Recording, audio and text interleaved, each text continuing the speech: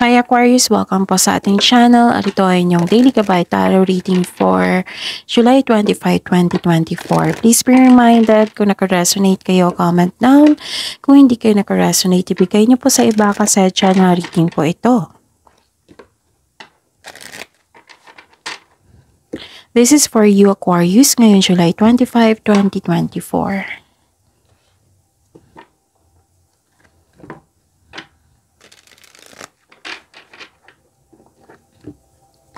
Maraming salamat po sa inyong patuloy na suporta at maraming salamat po sa mga hindi nag-skip ng ads.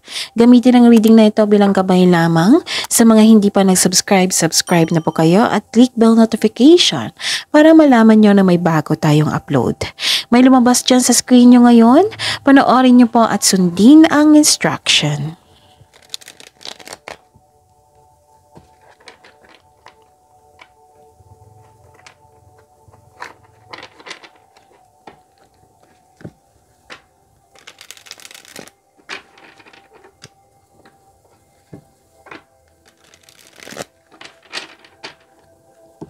Para po ito sa inyo Aquarius ngayong July 25, 2024. Spirits Guide, mga ganap po ngayong July 25, 2024 para po kay Aquarius. I need 3 cards po.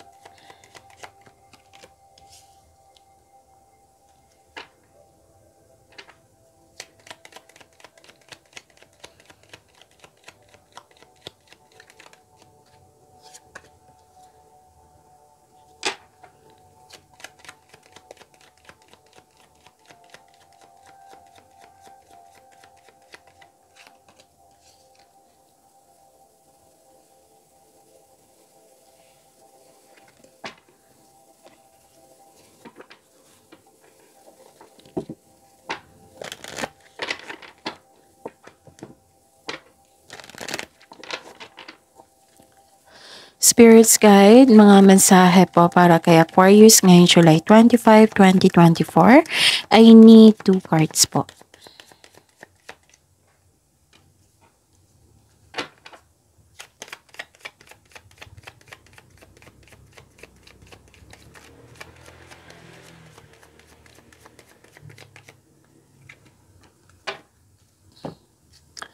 Okay. Aquarius. Ngayon, July 25, 2024, may nakita ko ditong nagpaplano ka. May plano dito, long-term plans para magkaroon ng stability. And some of you, nakita ko dito nagkaroon ng career stability na. And most of you, nakita ko dito naggawa ng long-term plans para magkaroon ng stability sa buhay. Nakita ko rin dito, Aquarius, na may party, pwedeng meeting, pwedeng reunion, pwedeng special event to ha, basta pagtipon-tipon. Oo. And may nakita din ako ditong, may nakita ko ditong parang stress kayo or worried. Okay. Parang stress kayo or worried kasi may taong naninira sa inyo. Pwedeng ganun. Pwedeng may nag-downgrade sa inyo. Pwede din na may loss of connection. Pwedeng loss of communication. May nakita kong damage dito eh. May nakita ko ditong damage. Pwede din sinisiraan ka. Pwedeng damage literal na gamit. Ganon. So, mag-ingat. Nakita ko rin dito na pwede din na may kinuha sa inyo. Like for example, money ito. Example to ha, loss of money. Pwede ninakaw, nawala, or nagkasta, ganon. Example yan. So yun, ang message po dito, follow your passion and take a leap of faith. May new beginning po ako nakita dito. Kasi gumagawa kayo ng long-term plans dito eh. So, I believe may susundin nyo po yung passion mo at bigyan nyo po ng action para magkaroon ng pagbabago. Yan. Spirits Guide, ano po ang energy ni Aquarius? And a clarification po sa card na ito. Energy po ngayon July 25, 2024.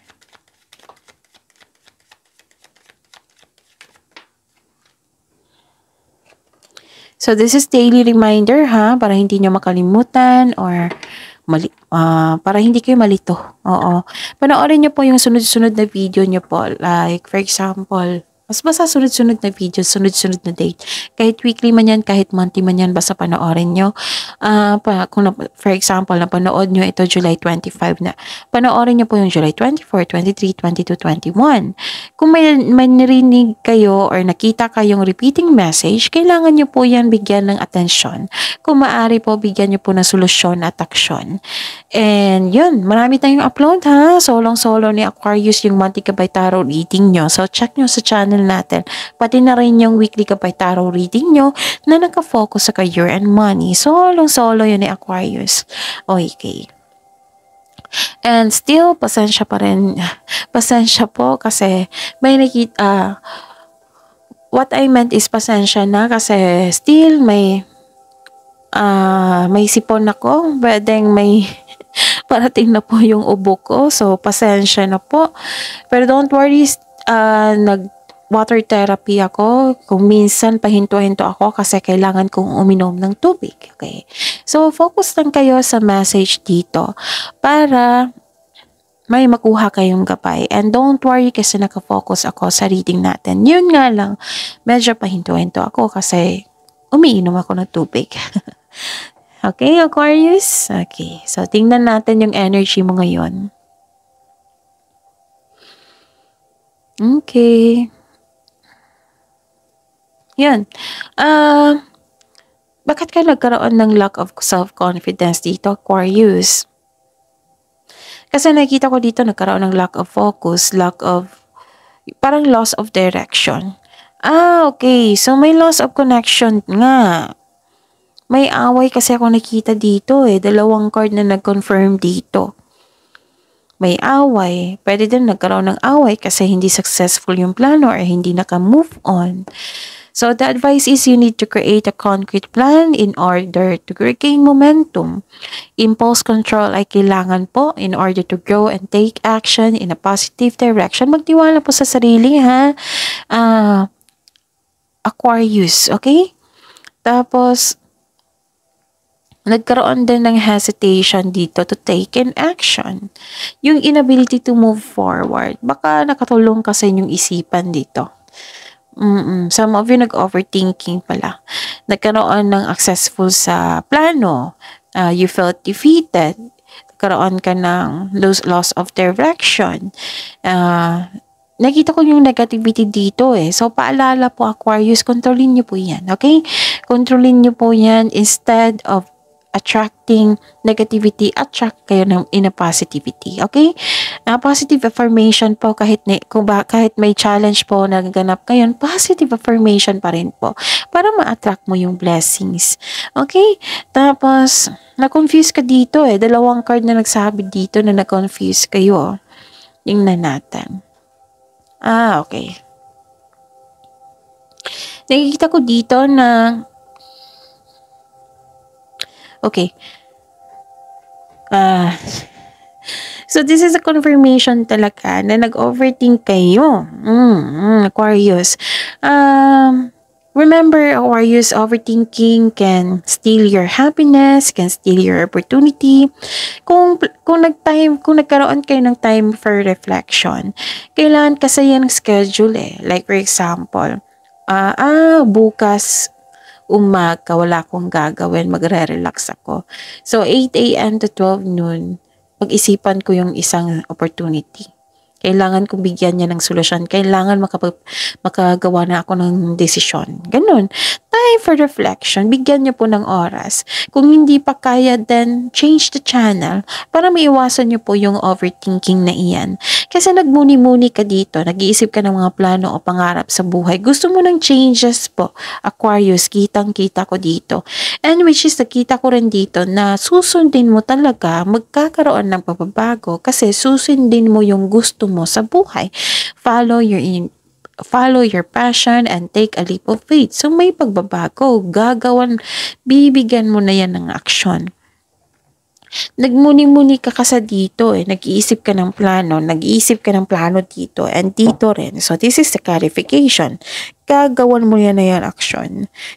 Kailangan you have to move out from your overthinking na iyan, ha? Okay, kasi nakakasama na yan sa inyo.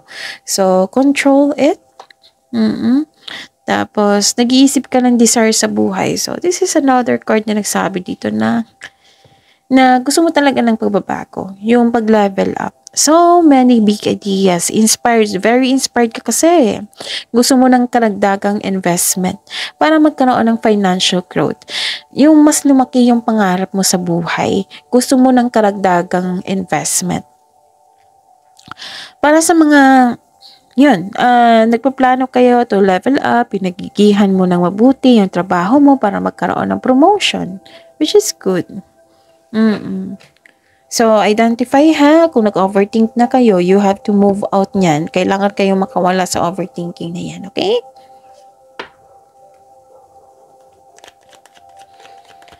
Spirit's Guide, Career and Money po ni Aquarius ngayon July 25, 2024.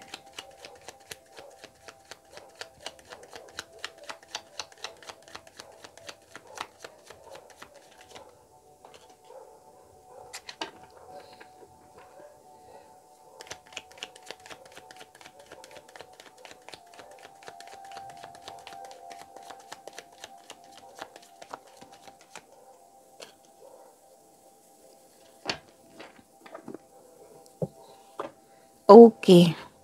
So, busy ka talaga.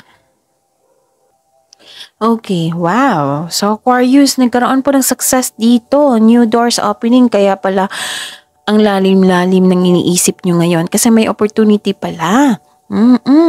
So, this is collaboration and expansion. Another card na naman. Wow.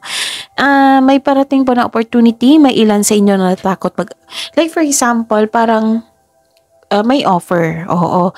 Parang ang ilan sa inyo natatakot mag-apply ng trabaho or mag-move forward or take action mo yung ideas mo para sa expansion. So like for example, nag-apply ka ng trabaho. Tapos naka-feel ka ng lack of self-confidence or naka-feel ka ng takot. So kailangan mong ipakita sa kanila na available ka at interested ka sa offered position. Okay? Kahit new position or new work. Kailangan kasi deep inside, gusto mo. Pero nangunguna yung hesitation or takot. So, ipaalam mo kung gustong-gusto mo talaga to, ipakita mo sa kanila na interesado kayo. Okay? May offer a new business, pwede. Basta may offer sa inyo. So, yun. Ang sabi po ng card dito, i-accept nyo po daw yung offer. Project ba yan? Trabaho ba yan? Posisyon ba yan? Basta i-accept nyo po daw.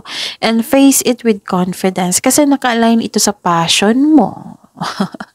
Lumabas dito follow your passion. Pinipilit ka talaga ng card nyo.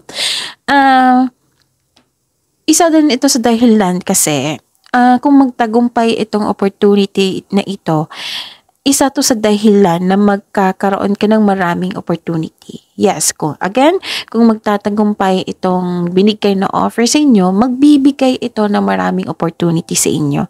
Kaya huwag kayong mag-alinlangan na tanggapin. Samahan nyo lang po yan ng konkretong plano para full of confidence kayo sa pagtanggap ng opportunity na ito.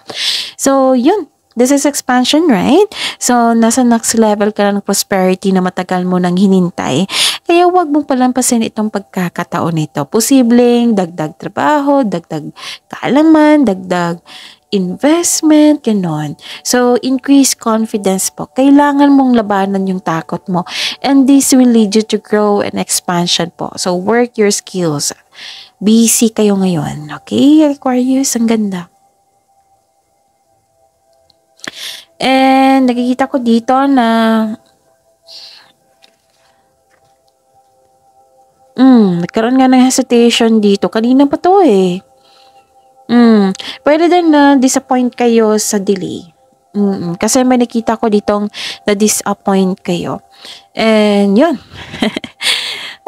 Sabi kasi ng card dito, I think sinasabi to sa inyong intuition kasi kinukulit ka talaga dito. Na, Aquarius, go na yan.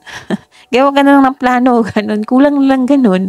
So, take risks. We need to move out from our comfort zone. Success starts with every challenge, not from the comfort zone. Kailangan nyo lang magkaroon ng pasensya po dito. Okay? Kasi naghahanap kayo ng timing eh. Nagkaroon ng hesitation. So, kulang na lang tapikin kayo ng cards dito ng inyong, I think, sinasabi talaga to ng inyong intuition na tanggapin nyo na. Basta siguraduhin nyo po daw ng konkretong plano para maiwasan nyo yung pag-burnout. Kasi klarong-klaro dito yung pagbigay ng tagumpay dito eh. Okay? Spirits Guide, Love Life, Self-Love, Partnership, and Romance ni Aquarius ngayong July 25, 2024.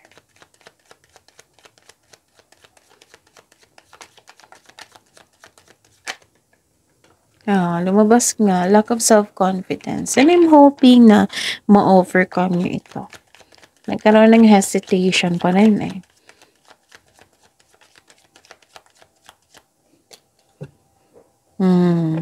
Labanan nyo po. Labanan nyo po yung pakiramdam nyo ngayon na you felt hopeless, you felt the lack of self-confidence. Pangunahan nyo po ng positivity, okay? Huwag kayong mag-self-pity, huwag kayong mag-attract ng negativity, kasi pangunahan nyo po yung confidence, okay? Kailangan nyo magkaroon ng confidence eh. Okay? Attract positivity, and kung nawalan ka ng pag-asa, don't worry, basta i-allow mo lang yung sarili mo na ma-move forward. Bibigay, magkakaroon talaga ng healing nito, okay? So, yun. That's it. See you tomorrow, Aquarius. Please like, subscribe, and click bell button for notification para updated po kayo sa daily tarot reading natin. Maraming salamat po.